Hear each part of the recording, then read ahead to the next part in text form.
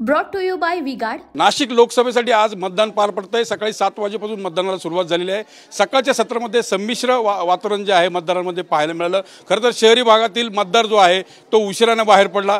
तेच चित्र जे आहे ग्रामीण भागातलं उलटं आहे आणि ग्रामीण भागामध्ये स्वयंस्फूर्तीने मतदार जे आहेत ते घराबाहेर पडलेले आहे आणि मतदान करताना दिसत आहेत। खरं बघितलं तर पुरुषांपेक्षा महिलांची संख्या जी आहे ती अधिक दिसून येते आणि मतदान केंद्रावर लांबच लांब रांगा लागल्याचं सिन्नर तालुक्यातील नायगाव येथे पाहायला मिळतंय।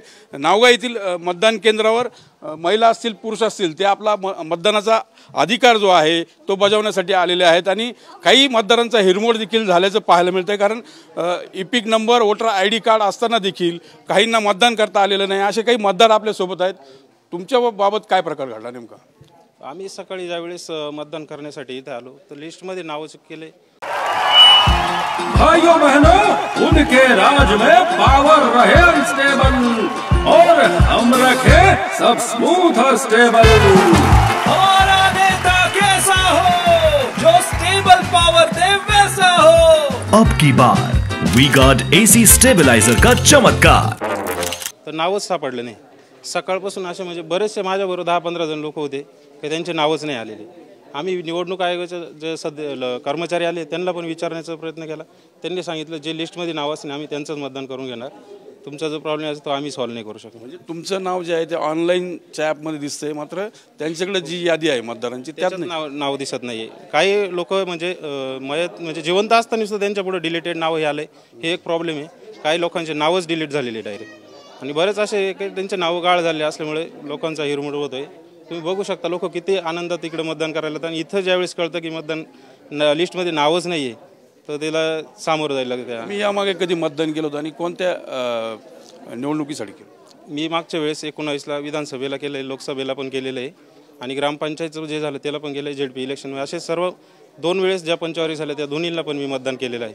नायगावमधील किती मतदार असे आहेत जे सकाळपासून असे नावं वगळल्याचं दिसून आलं किंवा गाळ झाले दिसून? उनका बैकअप सिर्फ कल तक और हमारा चांद तक। हमारा नेता कैसा हो जो नॉन स्टॉप बैकअप दे वैसा हो। अब की बार वी गार्ड इन्वर्टर बैटरी का चमत्कार। सकाळपासून आतापर्यंत 10 ते 15 लोकांचे नाव गाळ झालेली आहे आणि बऱ्याच लोकांचे नाव पुढे डिलीटेड पण आले। तुमचं नाव काय आणि तुम्ही तुमचं नाव जे आहे ते ॲपमध्ये शोधलं? हो, ऑनलाईन पण बघितलं। निवडणूक कर्मचारी आहे, माझं नाव ते पण चेक केलं, ते नाव त्याच्यात पण नाही दिसलं, लिस्ट पण मध्ये दिसलं नाही। असे बरेच लोक नावच डिलीट झालेले। एकंदरीत जो मतदानाचा अधिकार आहे तो अनेकांचा हिरावलेला आहे। एकीकडे मतदानाची टक्केवारी वाढावी यासाठी प्रशासन काम करताना दिसतंय, मात्र दुसरीकडे हा सावळा गोंधळ देखील समोर आलेला आहे। त्यामुळे अनेक मतदार जे आहेत ते नाराज झाल्याचं पाहायला मिळालं आहे। कॅमेरा पर्सन दिनेश दिवेसह मी Manoj Gadekar, Naigaon, Nashik. Brought to you by V-Guard.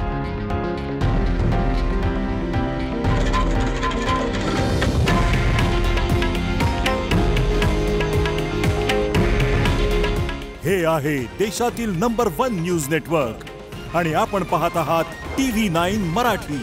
काळजी तुमची, हित महाराष्ट्राचं।